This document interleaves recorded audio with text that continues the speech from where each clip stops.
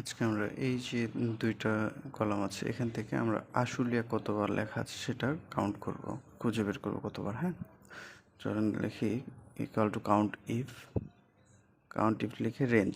হ্যাঁ, কোন রেঞ্জ? তো রেঞ্জটা আমরা সিলেক্ট করব, সিলেক্ট করে কমা দিয়ে টাইটেরিয়াটা কী হবে? টাইটেরিয়াটা হবে আশুলিয়া। তো আমরা সেমিকলন দিয়ে আশুলিয়া লিখব, আশুলিয়া লিখে সেমিকলন ক্লোজ করে ব্র্যাকেট ক্লোজ করব, ইন্টার চেপে দেবো। দেখেন 4বার আশুলিয়া লেখা আছে।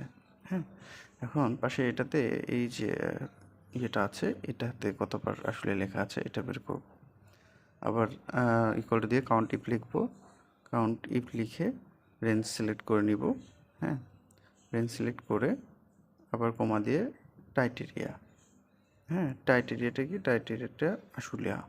তো এখানে আবার সেমিকোলন দিয়ে আশুলিয়া লিখবো, লিখে সেমিকোলন ক্লোজ করে ব্র্যাকেট ক্লোজ করে দিব, দিয়ে এটা চেপে দেবো। দেখেন ভ্যালু কিন্তু 0 আসছে।